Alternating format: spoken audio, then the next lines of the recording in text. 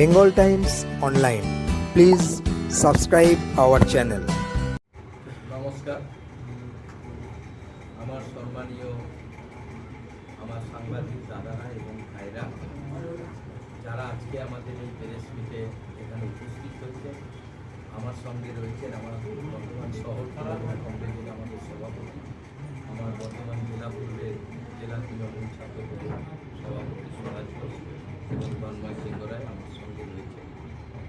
আমরা দীর্ঘ 5 বছর ধরে, আপনারা জানেন, আমি বর্ধমান দক্ষিণের বিধায়ক হিসাবে গোটা 5 বছর ধরে যেভাবে আমি গোটা শহরের মানুষের যেভাবে পরিষেবা দিয়েছি, উন্নয়ন থেকে শুরু করে বিভিন্ন মানুষ যাতে আমাদের শহরে ভালো থাকে, তার প্রচুর পরিষেবা 5 বছর ধরে আমি দিয়েছি। আমার উন্নয়ন এবং আমার মানুষের পরিষেবা দেওয়ার পরিপ্রেক্ষিতে আমার রাজ্যের মাননীয় মুখ্যমন্ত্রী এবং আমার দলের অল ইন্ডিয়া তৃণমূল কংগ্রেসের সাধারণ সম্পাদক অভিষেক বন্দ্যোপাধ্যায়, তারা আজকে পুনরায় আমাকে বর্ধমান দক্ষিণের প্রার্থী হিসাবে নির্বাচিত করেছে। প্রথমেই আমি ধন্যবাদ জানাই আমার রাজ্যের মাননীয় মুখ্যমন্ত্রী মমতা বন্দ্যোপাধ্যায়কে এবং আমাদের সকলের নেতা দলের সাধারণ সম্পাদক অভিষেক বন্দ্যোপাধ্যায় মহাশয়, কারণ তিনি পুনরায় আবার 5 বছর আমাদের বর্ধমান দক্ষিণের বিধানসভার মানুষের সেবা করার জন্য তিনি আবার আমাকে একটা সুযোগ করে দিলেন। সেবা তো আমি 5 বছর করেছি, আরও 5 বছর বর্ধমান দক্ষিণের মানুষ যদি আমাকে পুনরায় নির্বাচিত করে, আমি বর্ধমান শহরের আমূল পরিবর্তন করেছি উন্নয়নের দিক থেকে এবং বিভিন্ন প্রকল্পের মধ্য দিয়ে আপনারা জানেন বর্ধমান শহরের মানুষকে সর্বসময় ভালো রাখার চেষ্টা করেছি এবং এই 5 বছর গোটা শহর জুড়ে আপনারা কোনো রকম কোনো বড় অশান্তির কথা কোনো রকম কোথায় আপনারা দেখাতে পারবেন না এবং সকাল থেকে রাত পর্যন্ত আমি আমার শহরের মানুষের পরিষেবা দিয়ে গেছি। পরিষেবার পরিপ্রেক্ষিতে আমাকে আবার পুনরায় টিকিট দিয়েছে। আমি বর্তমান শহরের প্রতিটি আমার সম্মানীয় নাগরিকদের কাছে আবেদন করব যে আপনারা 29 এপ্রিল আমাদের বর্ধমান দক্ষিণের বিধানসভা নির্বাচন, এই বিধানসভা নির্বাচনে আমাকে দ্বিতীয়বারের জন্য আমাকে সবাই নির্বাচিত করুন, আমি যাতে আপনাদের সেবা আবার 5 বছর করতে পারি। সঙ্গে সঙ্গে আমরা চাইব যে আজকের যে রাজনীতি গোটা বাংলা জুড়ে চলছে, আপনারা নিজেরাও দেখতে পাচ্ছেন, আজকের রাজনীতি আর তৃণমূল বানাম বিজেপি নয়। আজকের রাজনীতি গোটা বাংলার রাজনীতির এমন একটা পরিস্থিতি দাঁড়িয়েছে, আজকে বিজেপি বানাম বাংলার লড়াই। আজ আর তৃণমূল বানাম বিজেপির লড়াই না, বিজেপি বানাম বাংলার লড়াই। যেভাবে বাংলার মানুষকে সর্বদিক থেকে অপদস্থ করছে, বাংলার সমস্ত উন্নয়নের টাকা বন্ধ করে দিচ্ছে, বাংলার 1 কোটি ওপরের মানুষকে আজকে SIR এর মাধ্যমে ভোটার লিস্ট থেকে নাম বাদ দেওয়া এবং লক্ষ লক্ষ বয়োজ্যেষ্ঠ থেকে শুরু করে সাধারণ মানুষকে সকাল থেকে নির্বাচন কমিশনের দপ্তরে এই হেয়ারিংয়ের জন্য তাদের ডেকে নিয়ে যেভাবে তাদের হেনস্থা করা হচ্ছে, যেভাবে সকাল থেকে রাত পর্যন্ত মানুষকে নিয়ে গিয়ে দপ্তরে তাদের বসিয়ে রাখা হচ্ছে, যারা 30 বছর 40 বছর 50 বছর ভোট লিস্টে নাম ছিল, দীর্ঘদিন ভোটার লিস্টে লোকসভা, বিধানসভা, পৌরসভা, সব পঞ্চায়েত সব ভোটে তারা অংশগ্রহণ করেছেন, সেইভাবে যে ভোটার লিস্ট নির্বাচন কমিশন করছে আপনারা দেখেছেন, মা বাবার নাম নাই, ছেলে মেয়ের নাম। তাহলে মা বাবা নাই তো ছেলে মেয়ে কোথা থেকে আসবে? যেভাবে গোটা বাংলার মানুষ, বয়স্ক মানুষদের, আমাদের 6 জন বিধায়কের ভোটার লিস্টে নাম নাই, তারা আজকে বিচারাধীন অবস্থার মধ্যে তারা রয়েছে। আজকে যেভাবে মানুষ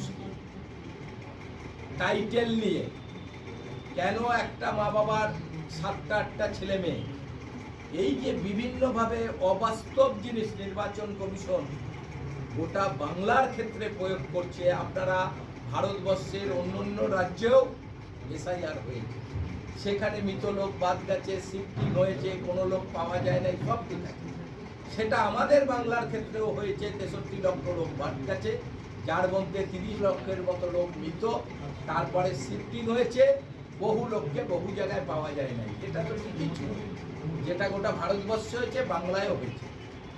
নতুন করে বাংলা এই যে 60 লক্ষ ভোটারকে বিভিন্ন করে ভাবে হ্যারেসমেন্ট করা, তাদের ভোটার লিস্ট থেকে তাদের নাগরিকত্ব কেড়ে নেওয়া, কুমার কেন আবার চন্দ্র হলো, মুখার্জি কেন মুখোপাধ্যায় হলো, চক্রবর্তী কেন চট্টোপাধ্যায় হলো, তোমরা কি করে 7-8 ভাই এক ফ্যামিলিতে হলে, মুসলিম ভোটগুলোকে তাদের বিভিন্নভাবে তারা নামের আগে এক একটা জিনিস তারা বলে, সেই জায়গাটাকে নিয়ে গোটা বাংলাটাকে যে একটা ব্যতিব্যস্ত করে তুলেছে বাংলার মানুষের ক্ষেত্রে, যে বাংলার মানুষগুলোর আজকে গণতান্ত্রিক অধিকার কেন্দ্রীয় সরকার কেড়ে নিতে চাইছে নির্বাচন কমিশনকে সঙ্গে।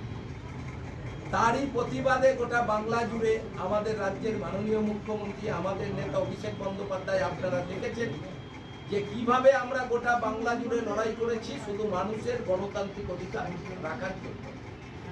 একটা বৈধ ভোটার যাতে কোনোভাবে বাদ না যায় তার সর্বোচ্চ চেষ্টা আমাদের দলের পক্ষ থেকে সারা বাংলা জুড়ে করা।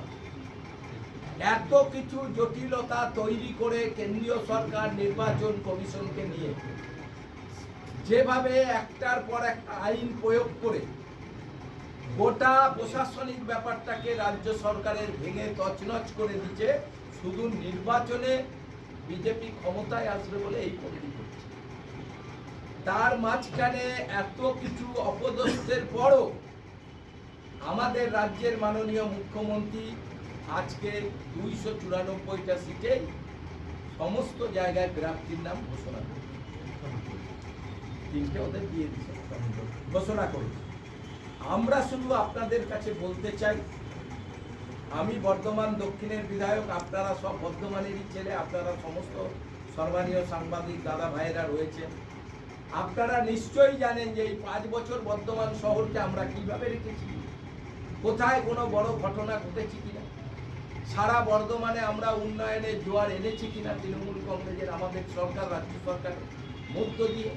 প্রতিটি ক্ষেত্রে আমি নিজে বিধায়ক হয়ে সকাল থেকে রাত পর্যন্ত মানুষের পাশে আছি, গোটা শহরের মানুষকে একটা ভালো পরিষেবা দেওয়ার জন্য সমস্ত দিক থেকে। দেখুন আজকে বিভিন্নভাবে 10 টাকায় খাবার, 5 টাকায় খাবার, গণবিবাহ, বৃদ্ধাশ্রম, সন্ধ্যা আরতি, এত বড় কাঞ্চন উৎসব, সঙ্গীত মেলা, নৃত্য অনুষ্ঠান, সিনিয়র লোকদের সম্বোধনা দেওয়া, শিক্ষকদের সম্বোধনা দেওয়া, এই যে একটা সমস্ত শ্রেণীর মানুষ, নাট্য উৎসব, সমস্ত শ্রেণীর মানুষকে একটা জায়গায় নিয়ে আমরা আমাদের বর্ধমান দক্ষিণ বিধানসভাকে যেভাবে আমরা সর্বদিক থেকে, খেলাধুলো থেকে শুরু করে, আপনারা দেখেছেন ক্লাবগুলোকে টাকা পয়সা দেওয়া, কার্নিভাল করা, সব কিছু থেকে আমরা বর্ধমান দক্ষিণের মানুষকে আমরা ভালো রাখার চেষ্টা করছি।